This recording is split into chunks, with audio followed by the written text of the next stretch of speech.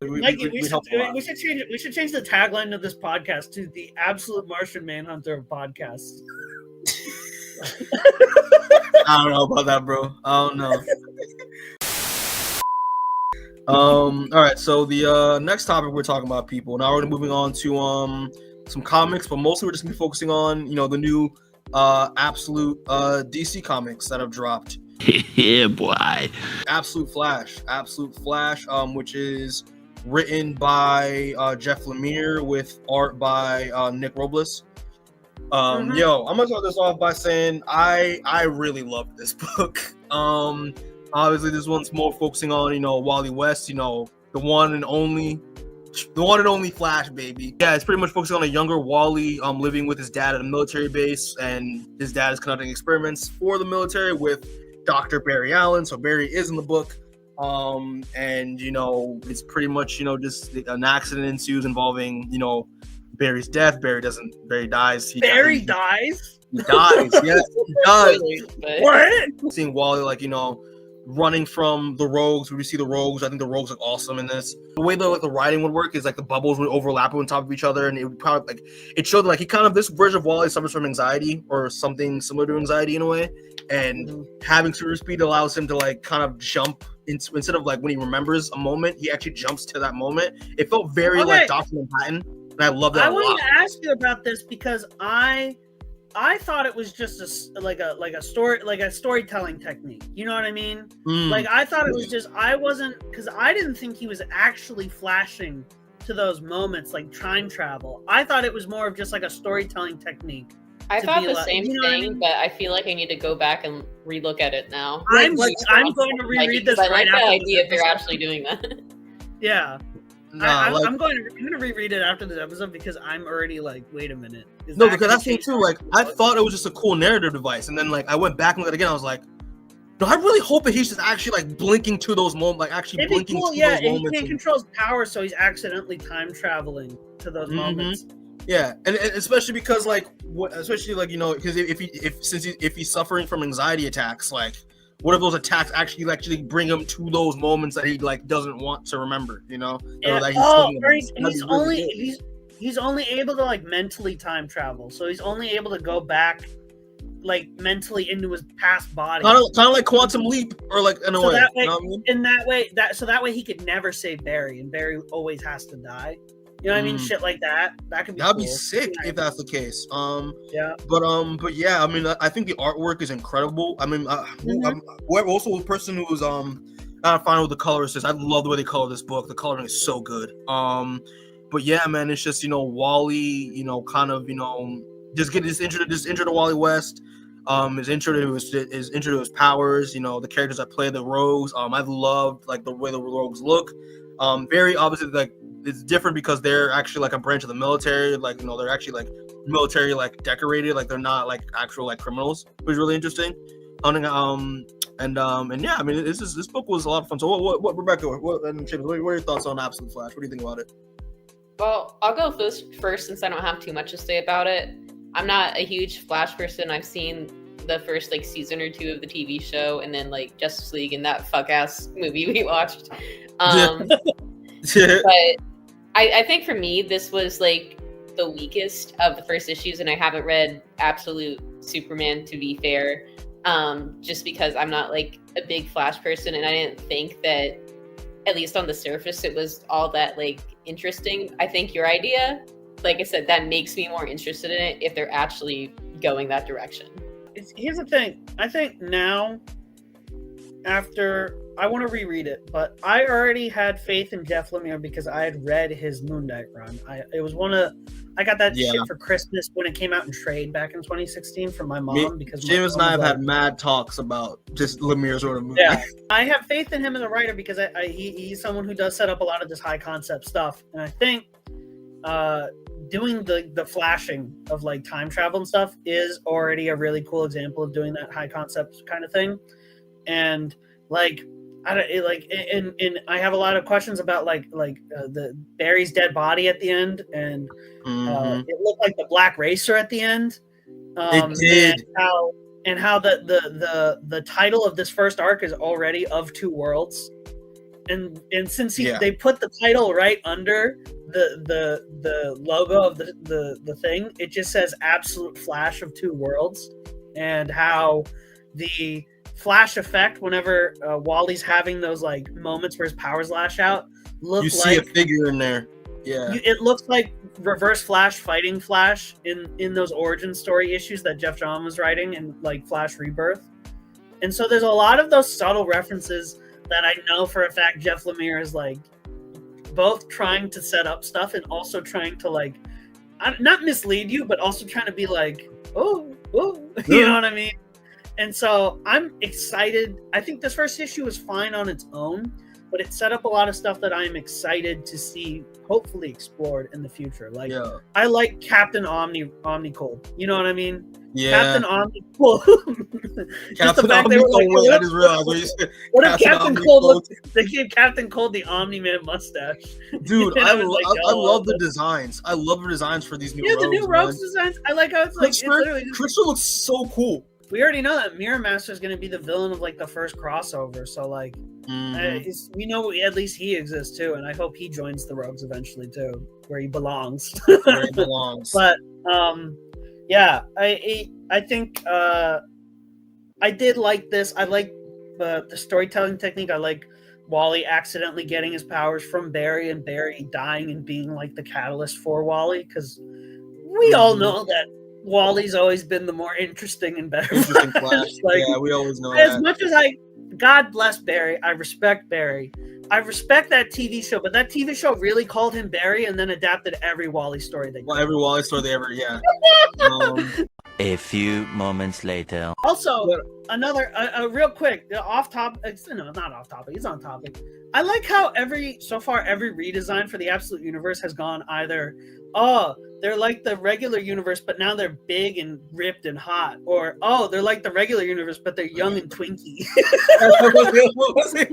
Like Superman and Flash are like young twinks, and then Batman and Wonder Woman are like, they're even more jacked than the main universe. And then there's Martian Manhunter, who we'll get into, but they got to do something about that logo though, because they were you told me you thought about the logo, had me crying. I saw that they were like giving out Absolute Flash tattoos, and the tattoos, I was like, that looks way too close to the SS logo. They cannot be doing that. Like the two, it just is too close for me. That I'm just like, oh my god, because it wasn't something I saw on my own, but I saw someone point it out, and then as soon as they pointed it out, I was like, oh yeah, wait, oh no. So I hope it changes at some point, but if it doesn't, it's not gonna really matter. It's just a funny little like. What do you? I mean, I know we've talked about the costume. Rebecca, have you seen the actual full costume for Flash? The one at the end of the issue, or yeah. Well, no, like they've actually released artwork of Wally in the costume. So it's pretty much the same costume that Barry was wearing, but just Wally wearing it, pretty much. I like it. I haven't seen the separate art for it that wasn't in the issue. I like it. I like that it's different. I like his running shoes. I like how it looks like a runner, like a track suit. Right. You know what I mean? Good deal. That's cool to me. The jacket, I wish it was more of like a jacket rather than like this weird crop top overcoat thing. Crop top thing, yeah, I also agree as well. Like the back of it right there looks really cool. I just wish the front of it was a jacket and not like this weird pullover crop top. You know what I mean? 2 hours later. Absolute Martian Manhunter, written by Denise Camp, with art by, I know the last name is Rodriguez. I just gotta remember the first name, but Javier Rodriguez. Javier Rodriguez. There we go. Thank you. But yeah, and we all know that Seamus has been a Denise Camp glazer ever since, we covered all the the Ultimate Marvel stuff. 20th Century Men, Ultimates, Assorted Crisis Events, and now this. I think my glazing has been time and time again proved to be correct, and not only correct but justified. Give it another year, just like Tom King. Next time we do the best and worst podcast. No, because I don't think Denise Camp is capable of writing something as bad as Wonder Woman. Boom, roasted. I don't think he's capable of that. If he is, Seamus is gonna have the crash out of the century. If he is, I'm killing myself on camera. I will. It'll be a whole episode. We get to do a whole thing. But yeah, same. Since you were looking forward to this book the most, I assume, out of all of us. Well, what are your thoughts on Absolute Martian Manhunter? I think this book is actually incredible. I think this book is actually the best of the line so far. I thought Absolute Wonder Woman was good. This is like I'm reading something that's like, this is gonna be talked about for like years. Absolutely, you know what I mean? Like, other comics are like, oh, this is good right now. I was reading this and I was like, holy shit, this thing is gonna be the thing that people like constantly point to be like, oh, if you're getting into comics, you have to read this at some point, you know? I think it helps too for Martian Manhunter fans that there's only one other run that you can look to. I know, and it's like I'm finally getting fed good shit, because for years I've had to like in the New 52 era when he worked for the U.S. government, he had that weird suit, and I was like, what have they done? When he was part of Stormwatch. When he was part of Stormwatch. Yeah, and they named him after the Nazis, and you were like, he works for the Nazis. Like, yeah, it was horrific, but this was so fucking good, and I love Denise Camp's writing. I have glazed Denise Camp's writing multiple times. I'm going to say it's really good in this book, but I really want to talk about how Javier Rodriguez is like fucking incredible on this book. Dude, art's insane. We were talking about, like, you know, Grant Morrison's Doom Patrol and how crazy the art was. That I was getting those vibes reading this. I was like, what am I looking at? Like, this looks incredible. Like, I can't. Yeah, and that's like the highest compliment I can give this book, is that every time when I was reading this issue, I was constantly reminded of like the greatest comics I've ever read. And I just was like in awe that we finally were like, got not only a Martian Manhunter book, but a Martian Manhunter book that was given to a team that has a vision and that cares about the character and wants to tell a new exciting story with the character, which sounds like it should be the bare minimum for any comic book series. But you'd be surprised at how many times a character gets given to a writer and the writer goes, I don't really care about this character. But this was... We'll avoid the whole Amazing Spider-Man conversation on that. I don't want... Yeah. God! I don't want to talk about Spider-Man Juggernaut. I don't think what you heard when I said I was like Scott Liddell. Scott Liddell! You're all over me! No, but I really do love the pop art, like, you know, that pop art, like, aesthetic to it. I love it a lot. I was like, this is really. I love the pop art aesthetic. I love the way that they portray, like, they do the thing that they do in every other like telepath origin story, where they have a moment where they're like overwhelmed because they can hear everyone's thoughts and feel everything, and usually it's like, you know, like someone just going like and then like flashes of other people saying like, I touched my butthole today, or like shit like that, and they're in the corner like but the way they do it in this book, by having like John Jones be overwhelmed with this very colorful smoke that is slowly suffocating him, and it's all around him and it's all encompassing and he can't get away from it, I think was such a inspired choice to portray like telepathy as a suffocating smoke that you can't get out of your lungs. And I think it was just very creative example of the rest of this book and how ingenuitive the rest of this book is with its ideas, and taking what are like kind of like standard tropes and like completely destroying them and doing something completely new with them. On that note, one thing I like about this too, sorry to interrupt, is how, especially when you're first reading this, you might not even pick it up, how the thoughts flow into the text bubbles. Yeah. How there's those two little lines that separate off the main text bubble. So the character doesn't know that he's reading thoughts before the whole smoke thing. Yeah, exactly. It's shit like that, where it's like, it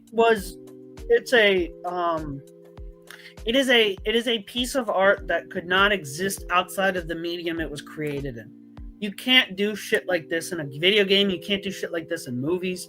It's something that you can only do in a comic, that you can only kind of portray these kinds of ideas and these kinds of stylistic shifts through the medium of a comic, because like you said, they're using the standard comic like formula of using thought bubbles and speech bubbles, and they're using your previous knowledge of that to change the way that you think about how telepathy works by having those thought bubbles turn into speech bubbles.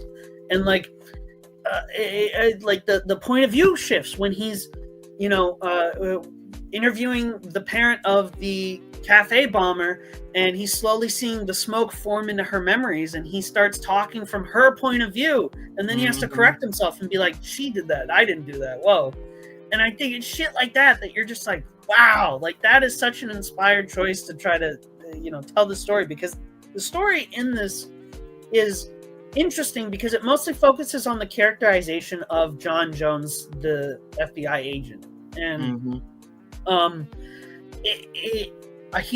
they do a very good job of portraying him as someone who, despite being a deeply caring person, he just has a lot of trouble interacting with people and kind of socializing with people, and even like interacting with his family, who he loves and obviously loves him, but he just has like a very odd, detached sense of interaction and relationship with them.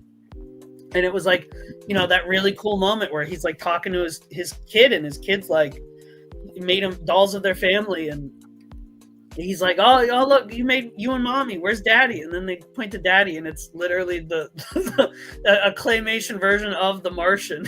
And it's like, oh, that's daddy. And that had me both like a cool, like, oh, is it a thing where the kid sees the Martian, you know what I mean, sees John Jones as the Martian that's inhabiting him?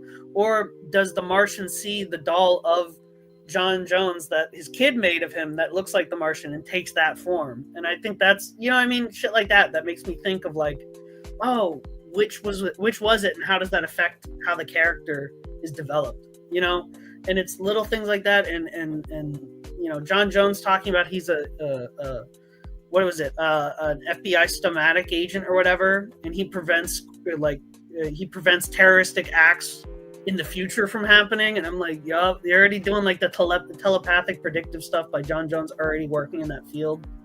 And shit like noticing like the debris of like the coffee shop is in the shape of how the Martian looks on the cover, and I was like, oh shit, oh there he is, and you see him all over the book.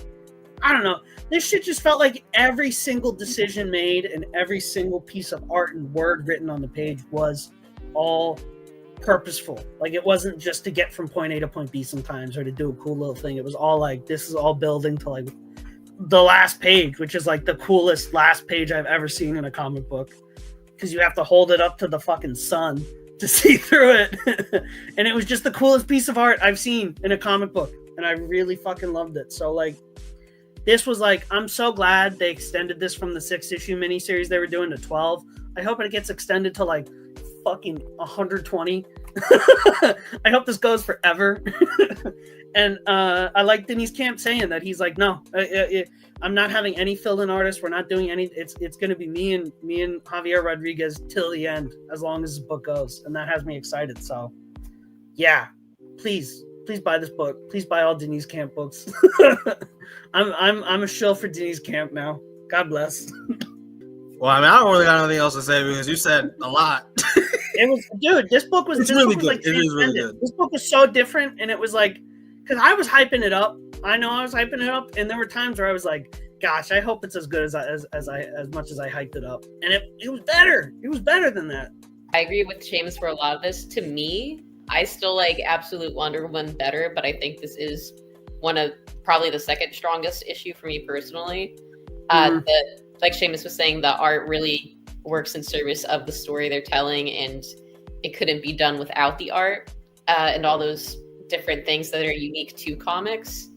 I think because of its abstractness, it might be kind of hard for some people to get into it, but I also think if you're picking up a Martian Manhunter comic, you're probably down with getting a little weird, you know? Mm-hmm. Oh, dude, I can't wait till he kisses a dude, and then everyone and then all the right wingers come out with like, Flash is gay now. Oh, look at DC making the Flash woke. The Flash is woke. It's woke. You need to shut the fuck up. Dude, I hope he kisses Absolute Superman. Yes. You heard it here first. My second You're lock here of the first, week. guys. Make it happen. Make it Batman's happen. gonna say I'm the goddamn Batman, and absolute Superman and Wally are gonna kiss.